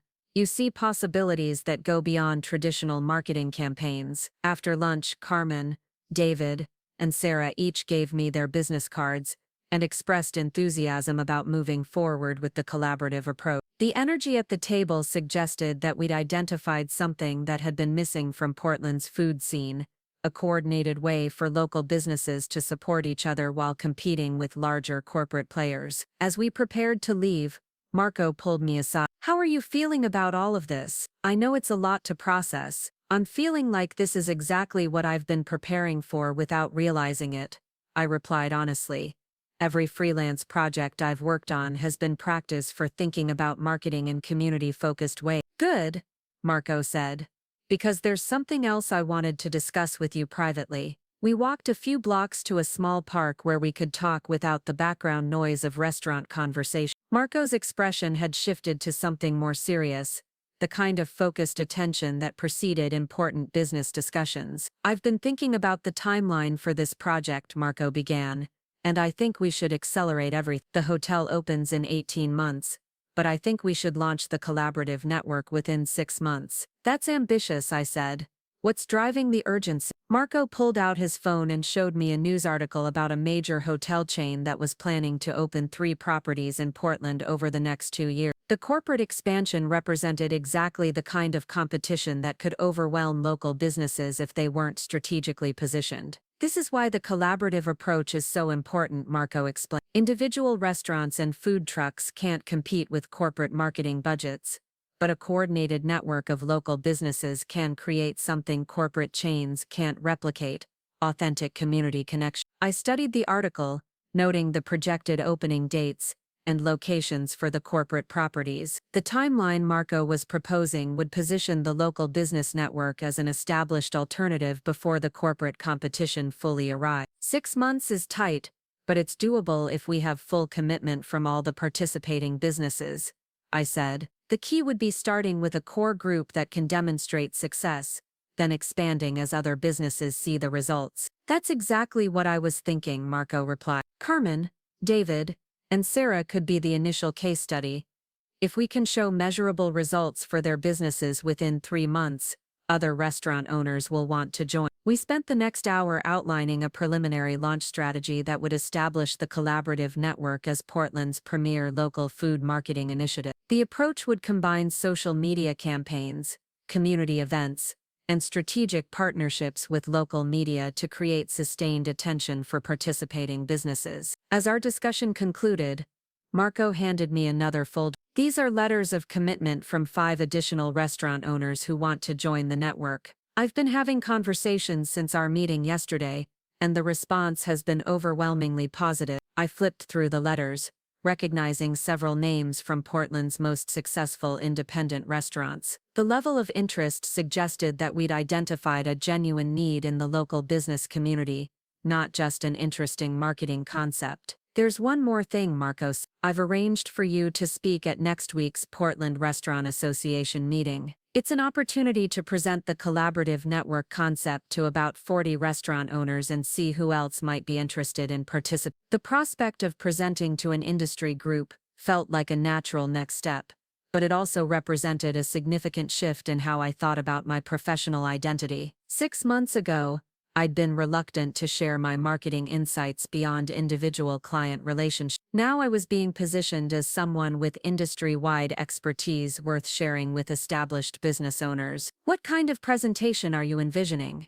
I asked. Nothing too formal, maybe 15 minutes on how collaborative marketing can help local businesses compete with corporate chains, followed by Q&A. The goal would be to generate interest and identify businesses that might want to join the network. I agreed to the speaking engagement, feeling a mixture of excitement and nervousness about stepping into such a visible professional role. The presentation would essentially be my debut as a marketing strategist with industry-wide credibility, rather than someone who worked quietly behind the scenes on individual campaigns. As I walked back to my car, my phone buzzed with a call from my father. I'd been expecting this conversation since sending my vague response to my mother's text about government employment. "Hi, Dad," I answered, bracing myself for another round of well-intentioned career advice. "Zara, Your mother said, you mentioned some kind of career development. I wanted to check in and see if you need any guidance navigating whatever opportunities you're considering.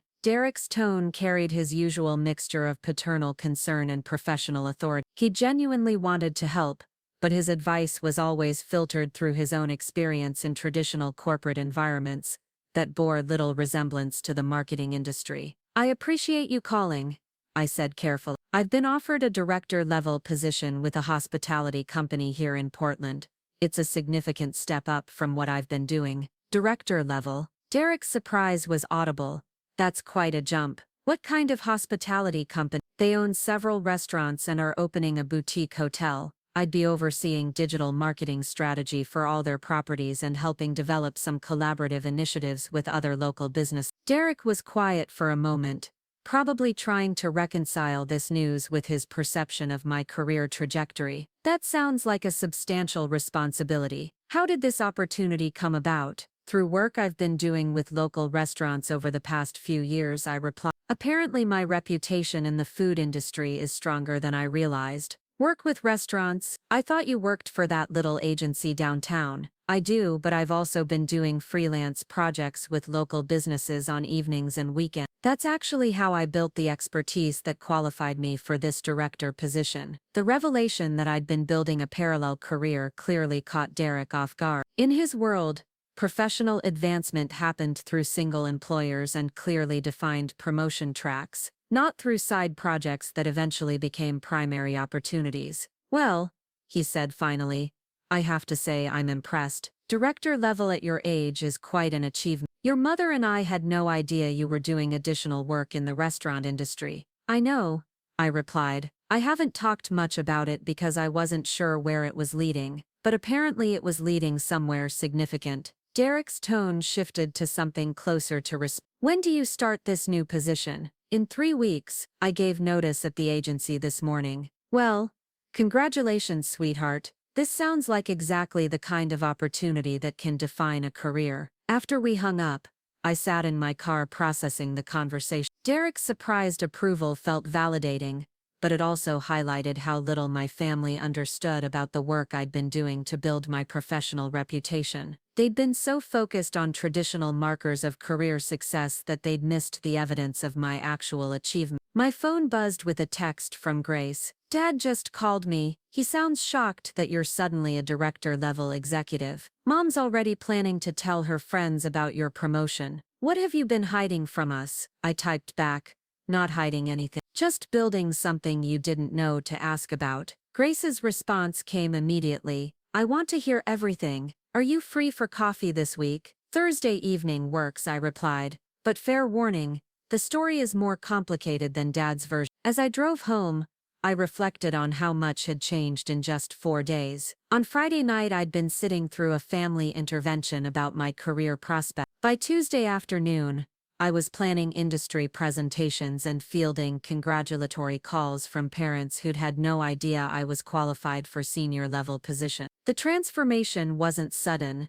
It had been building for 2 years through client relationships and professional reputation that had developed outside my family's awareness. What was sudden was my willingness to step fully into the success I'd been building and stop seeking approval from people who weren't qualified to assess my professional worth. My phone rang with a call from Elena Vasquez, probably following up on our conversation about Marco's expanded offer. Please tell me you've made a decision, Elena said without preamble. The suspense is killing me. I've made a decision, I replied. I'm taking Marco's offer, but it's evolved into something even bigger than we discussed. How much bigger? I gave Elena a brief summary of the collaborative network concept and the accelerated timeline we'd discussed. She listened with the kind of focused attention that told me she understood the strategic implications of what I was describing. Zara, she said when I finished, do you realize you're about to become the most visible marketing strategist in Portland's food scene? I'm starting to understand that, I replied. Good. Because there's something I didn't mention during our last conversation. I've been getting inquiries about Citadel from marketing directors in other cities who want to understand how you're achieving the results you're getting with local businesses. If this collaborative network works the way you're describing, you're going to have consulting opportunities beyond anything you've imagined. Elena's assessment reinforced what I'd been sensing. that I was transitioning from someone who provided marketing services to someone who could shape how marketing was practiced in community-focused industries. There's one more thing, Elena continued. I've been invited to speak at a national conference about innovative marketing strategies in small business markets. I'd like to recommend you as a co-presenter, specifically to discuss the collaborative network concept. The invitation to speak at a national conference felt like validation that my work had relevance beyond Portland's local business community. It also represented an opportunity to establish myself as a thought leader in strategic marketing while still in the early stages of my career. When is the conference? I asked. 6 months from now, which would be perfect timing if you can show results from the network launch. I agreed to the co-presentation opportunity, understanding that it would add another layer of visibility and credibility to my professional profile. The conference would essentially serve as a national platform for demonstrating that collaborative marketing could transform how local businesses competed with corporate competitors. As I ended the call with Elena, I realized that I was no longer making decisions based on what my family thought was appropriate for my career. I was making strategic choices about how to build something that aligned with my actual capabilities and interests, regardless of whether those choices fit traditional templates for professional success. The contrast between my family's limited understanding of my prospects and the reality of the opportunities being offered to me had moved beyond ironic into territory that felt almost surreal. While they'd been encouraging me to consider government employment for stability, I was being positioned as an industry leader with national speaking opportunities and equity in multiple business ventures. Tomorrow I would begin the transition from marketing coordinator to director of digital strategy, from someone seeking approval to someone whose expertise was actively sought by established business owners. The change felt both monumental and natural, like finally stepping into a role I'd been preparing for without fully realizing it. 3 months later, I stood at the podium of the Portland Restaurant Association's monthly meeting, looking out at 43 restaurant owners, who represented the backbone of the city's independent food scene. The collaborative network we'd launched had exceeded every projection Marco and I had developed, and tonight's presentation was part celebration, part recruitment drive, and part blueprint for other cities considering similar initiatives. When we started the Portland Local Food Collective in January, we had 5 participating businesses and a theory that cooperative marketing could help independent restaurants compete with corporate chains. Today, we have 27 member businesses, a 43% average increase in customer engagement across all participants, and inquiries from food industry groups in 12 other cities. The numbers spoke for themselves, but the real success stories were more new. Carmen's chocolate business had tripled its wholesale accounts after the collective's educational content series helped Portland consumers understand the difference between artisanal and mass-produced chocolate. David's food truck collective had secured permanent locations for 3 trucks, based on community relationships built through the collaborative marketing campaign. Sarah's Steak Bar had become the unofficial headquarters for the collective's monthly networking events, creating a revenue stream she'd never anticipated. The key insight we discovered, I continued, is that customers aren't just choosing between individual businesses, they're choosing between supporting local community-focused enterprises or contributing to corporate profits that leave the city. When we helped people understand that choice, the decision became much clearer. A hand went up in the audience. What kind of time commitment are we talking about for member businesses? Most of us are already working 16-hour days just keeping up with operation. It was exactly the question I'd expected, because it addressed the primary barrier that prevented small business owners from investing in strategic marketing. They understood its value, but they lacked the bandwidth to execute sophisticated campaigns while managing daily operations. That's the beauty of the collaborative model, I replied. Individual businesses contribute content about their operations and participate in scheduled events, but the overall strategy coordination and campaign execution happens centrally. Most members spend about 2 hours per month on collective activities, while receiving marketing support that would cost them thousands of dollars if purchased independently. Another restaurant owner raised her hand. Can you walk us through a specific example of how this works in practice? I clicked to the next slide, which showed a timeline of our Valentine's Day campaign that had generated record-setting February revenue for 8 participating businesses. We identified Valentine's Day as an opportunity to position local dining as more romantic and personal than corporate restaurant chains. Instead of each business competing for the same customers, we created a progressive romance concept, where couples could start with artisanal chocolates from Carmen's shop, continue with dinner at any of our participating restaurants, and finish with sake tasting at Sarah's bar. The campaign had required coordinating schedules, creating complementary promotional materials, and managing a reservation system that worked across multiple businesses. But the results had been extraordinary. Participating restaurants saw a 37% increase in February reservations, while the chocolate shop and sake bar experienced their highest sales weeks ever. The corporate chains couldn't replicate this, I explained, because they don't have the flexibility to coordinate with independent businesses or the community connections to make the partnerships feel authentic. Our competitive advantage wasn't just marketing, it was our ability to create experiences that reflected Portland's actual food culture. As I fielded questions from the audience, I found myself thinking about how different this felt from my old job at Catalyst Create. There, I'd been executing campaigns designed by others, implementing strategies that felt disconnected from any larger purpose. Here, I was helping business owners shape the future of their industry, while building something that strengthened Portland's entire economic ecosystem. After the presentation, I was surrounded by restaurant owners wanting to learn more about joining the collective. The enthusiasm was gratifying, but it also created logistical challenges I'd need to address quickly. Our success had generated demand that was straining our current system. Marco appeared at my elbow as the crowd began to thin. "I think we're going to need to accelerate our hiring timeline," he said quietly. "I counted at least 12 businesses that are ready to join immediately." He was right.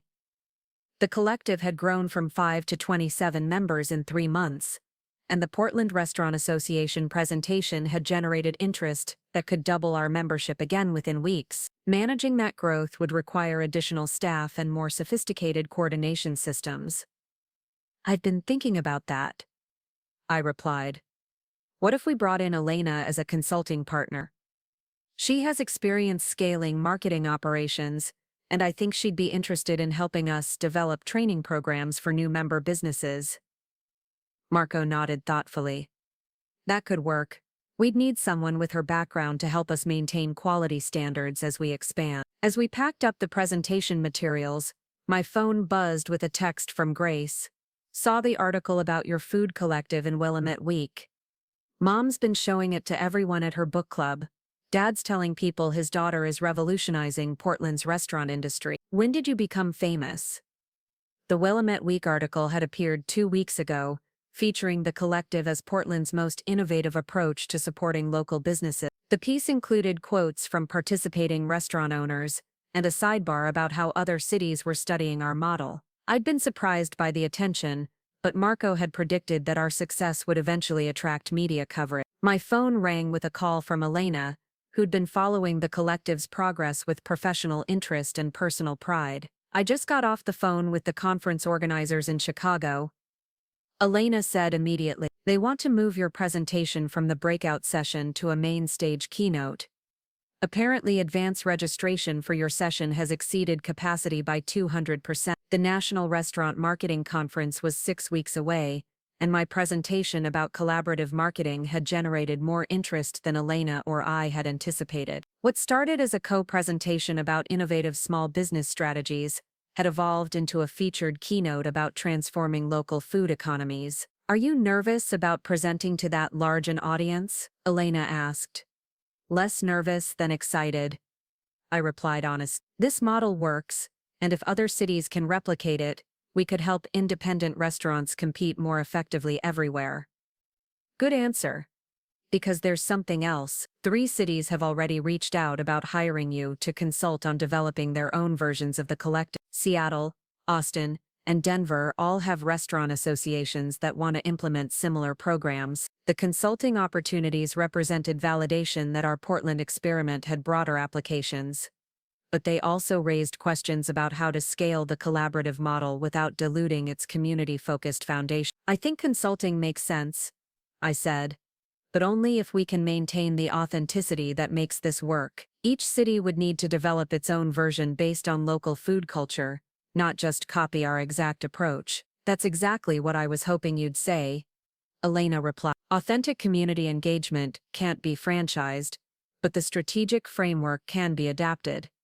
You'd essentially be teaching other cities how to think about collaborative marketing rather than telling them what to do. After ending the call with Elena, I drove to the boutique hotel construction site to meet Marco for our weekly project review. The building renovation was ahead of schedule, and we'd begun developing marketing campaigns for the hotel opening that would integrate with the food collective's established community relationship. The hotel lobby was taking shape beautifully: exposed brick walls, locally crafted furniture, and art installations by Portland artists that reflected the same community-focused philosophy that guided our restaurant collaboration. Every design choice reinforced the narrative that staying at the hotel meant supporting Portland's creative economy.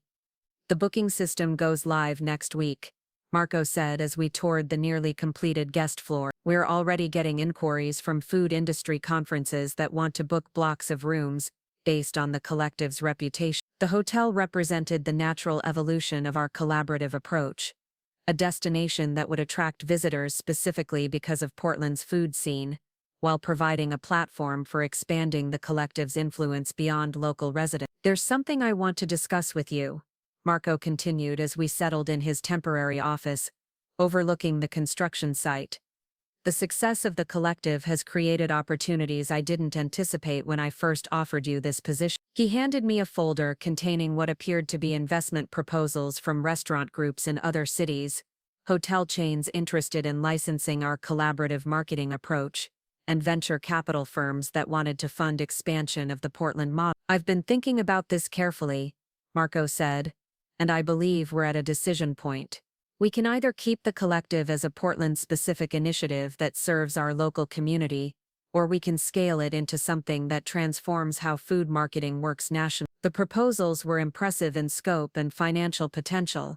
A hotel chain was offering a 7-figure licensing deal for our collaborative marketing framework. A venture capital firm wanted to fund expansion into 20 cities over 3 years. A restaurant group was proposing joint ventures that would establish collective-style programs throughout the Pacific Northwest. What's your instinct? I asked. My instinct is that we've proven something important that could benefit food communities everywhere, Marco replied. But I also want to make sure we don't lose the authentic relationships that made this successful in the first place. I studied the proposals, thinking about the implications of each option. Licensing our approach could help independent restaurants in other cities, but it might also dilute the community connections that made collaborative marketing effective. Venture capital funding could accelerate expansion, but it would introduce profit pressures that might compromise our focus on community benefit. What if we created a hybrid approach? I suggest we could develop training programs and consulting services that help other cities build their own collectives, while keeping the Portland operation independent and community-owned. Marco's expression suggested he'd been thinking along similar lines. That would let us share what we've learned without turning the collective into a corporate franchise. We spent the next hour outlining a framework that would balance growth opportunities with community integrity. The approach would involve creating educational resources, offering consulting services, and developing partnerships with local business organizations in other cities, while maintaining the Portland collective as an independent model that prioritized community benefit over profit maximization. As our meeting concluded, Marco handed me one final document. This is a revised equity agreement that reflects your contributions to the collective's success and your role in developing the expansion strategy. The updated agreement significantly increased my ownership stake in both the hospitality group and the collaborative network. More importantly, it positioned me as co-founder of what was becoming a national movement to support independent food businesses through strategic cooperation. That evening, I sat in my apartment reviewing the events of the past 4 months. The transformation felt both gradual and dramatic. Gradual because each success had built logically on previous achievements, dramatic because the cumulative change had reshaped my entire professional identity. My phone rang with a call from my mother, who'd been following the collective's media coverage with growing amazement. "Zara, dear," Victoria said, "I have to confess that your father and I completely misjudged your career situation.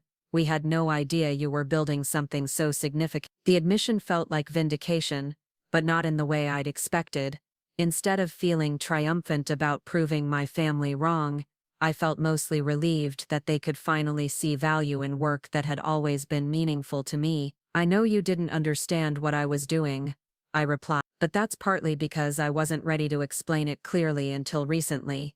"Well, we understand now," Victoria continued.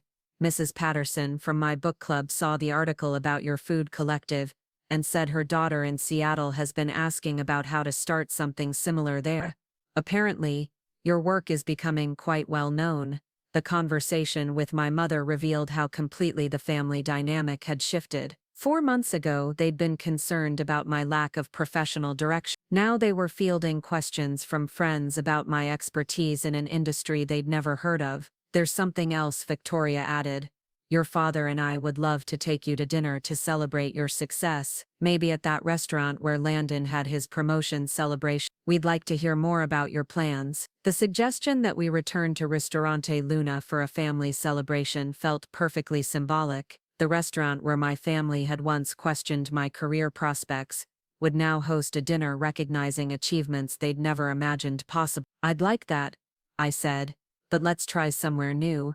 I know a great steak bar that's part of the collective I've been working with." 2 days later, I sat across from my parents and Grace at Sarah's steak bar, watching their faces as Sarah explained the brewing process for the traditional rice wines we were tasting. The evening had become an impromptu education session about Portland's food scene, with my family playing the role of curious tourist, discovering their own city. "This is incredible," Derek said, sipping a junmai sake that Sarah had recommended. "I had no idea Portland had this level of culinary sophistication." Grace raised her glass in a toast.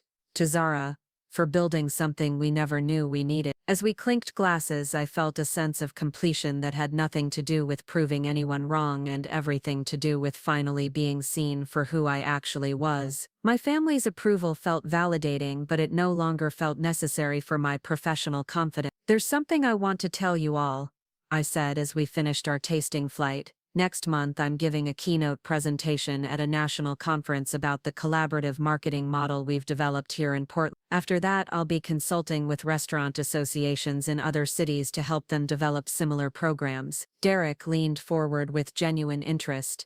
"How many cities are we talking about?" "Initially, 3 cities have committed to year-long consulting engagement, but there are inquiries from 12 others, and the conference presentation will probably generate additional interest." Victoria's expression reflected the kind of maternal pride I'd seen her display for Landon's achievements but had never experienced personally. "We're so proud of what you've accomplished, dear. And more than that, we're proud of how you've accomplished it, by helping other people succeed." The recognition felt earned in ways that went beyond professional achievement. My family was acknowledging not just my success, but the values that had guided my approach to building that success. As we prepared to leave the steak bar, Sarah approached our table with a warm smile. "Zara, I wanted to thank you again for everything the collective has done for my business. When I opened 6 months ago, I wasn't sure Portland was ready for traditional steak culture. Now we're booking private events 3 weeks in advance." The gratitude from business owners like Sarah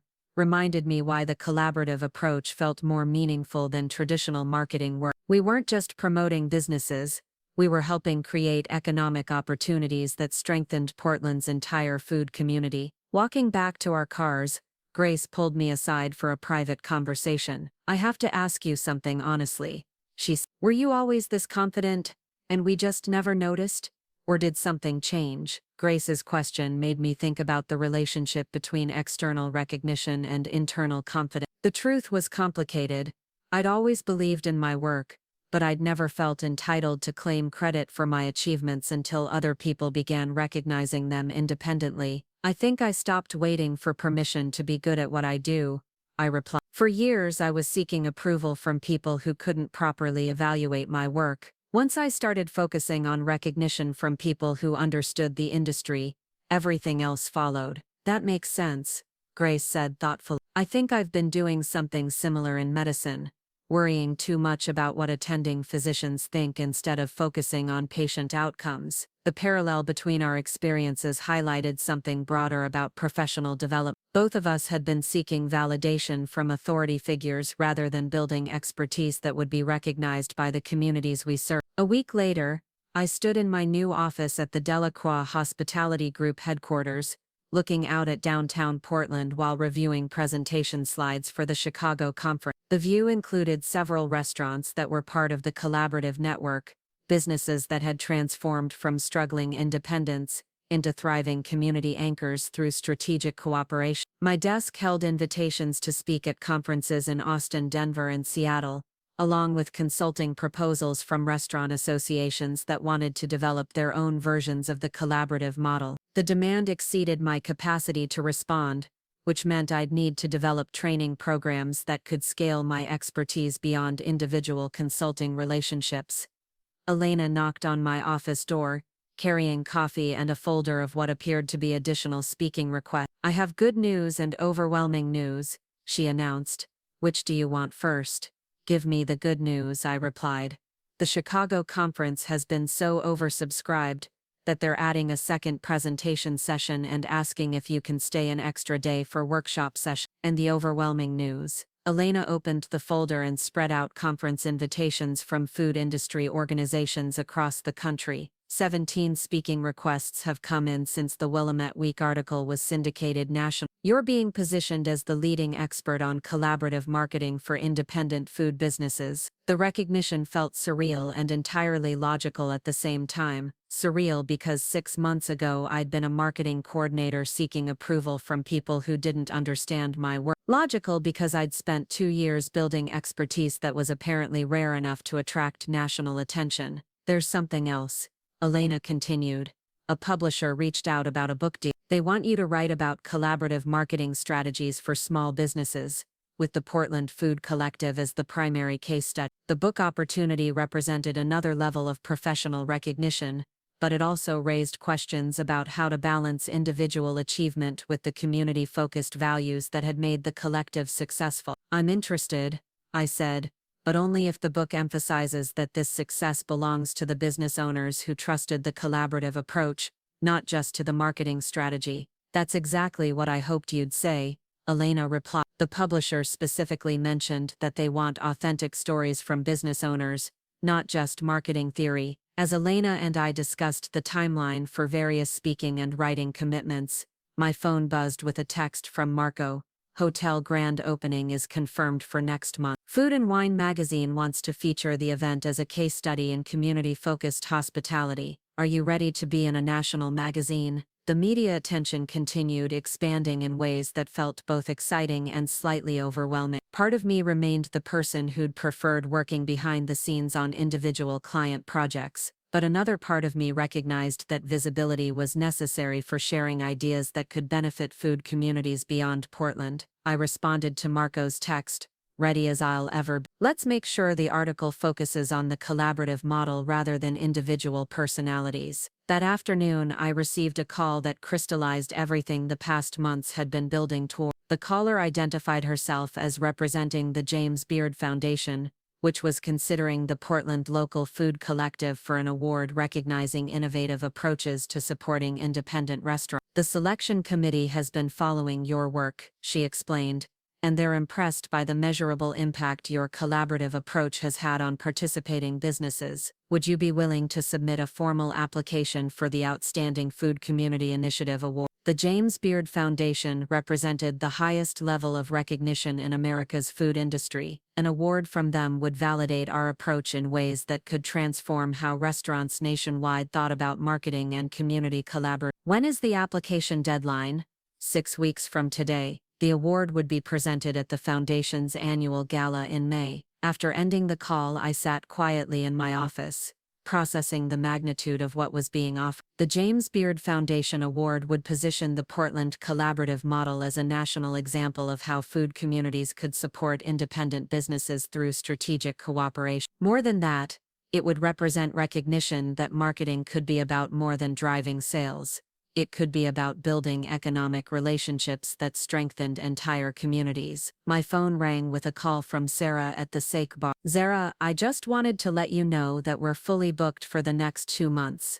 And half of our reservations are from people who discovered us through the collective's social media campaigns. I know I've said this before, but thank you for believing in what we were trying to do." Sarah's gratitude reminded me that all the speaking requests and media attention mattered less than the fundamental purpose we'd been serving: helping independent businesses create sustainable success through community connection. As the day ended, I walked through downtown Portland toward the Sake Bar where the collective's monthly member meeting was scheduled. The route took me past several restaurants that were part of our network, each one displaying small signs that identified them as Portland Local Food Collective participants. The signs were subtle but meaningful. They told customers that these businesses were part of something larger than individual profit, that eating here contributed to Portland's food culture in ways that extended beyond single transactions. At the Sake Bar, 27 business owners gathered around tables that Sarah had arranged in a large circle. The energy in the room reflected confidence and optimism that had been built through shared success over the past 4 months. "Before we start tonight's agenda," I said as the meeting began, "I wanted to share some news. The James Beard Foundation has invited us to apply for their Outstanding Food Community Initiative Award." The room erupted in excited conversation as business owners processed what that recognition could mean for Portland's food scene. Carmen raised her hand to speak.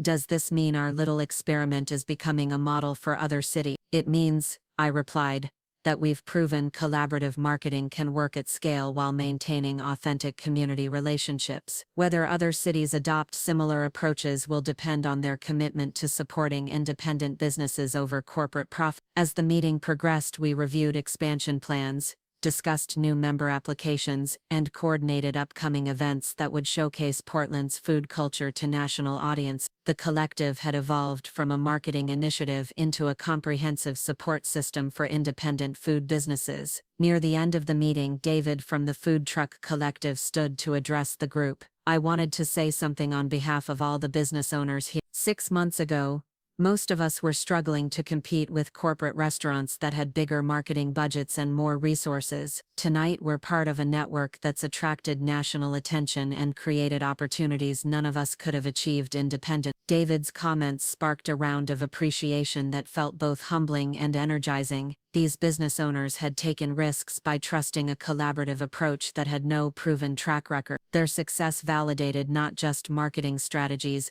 but the fundamental belief that independent businesses could compete effectively through community cooperation. As the meeting concluded and business owners began dispersing back to their restaurants and food trucks, Marco approached me with a thoughtful expression.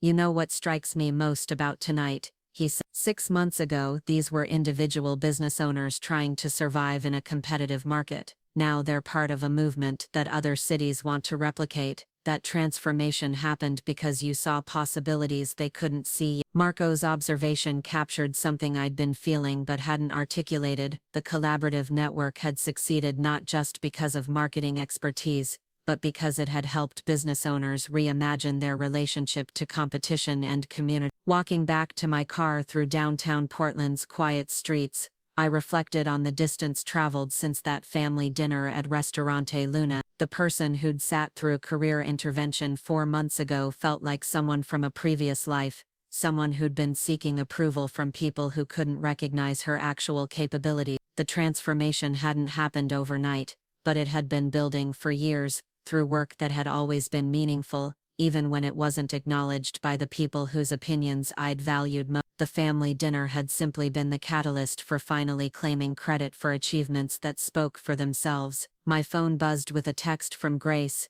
"Proud of you for building something that matters. Can't wait to see what happens next." As I drove home through Portland's misty evening air, I realized that Grace's text captured exactly how I felt about the future. Not anxious about proving myself, not defensive about past underestimation, just curious and excited about what became possible when you stopped waiting for permission to be excellent at work you genuinely cared about. The collaborative network would continue growing. The hotel would open to national attention. the consulting opportunities would expand the model to other cities. The James Beard Foundation Award would validate community-focused marketing as a legitimate business strategy. But all of that mattered less than the fundamental shift that had made everything else possible: the recognition that seeking approval from people who couldn't properly evaluate my work had been keeping me smaller than my actual capabilities warranted. Tonight, Portland's food scene was stronger because independent businesses had learned to support each other strategically. Tomorrow, other cities would have access to models that could transform their own food community. Next year, the collaborative approach might be standard practice for independent restaurants nationwide. The success felt both personal and collective,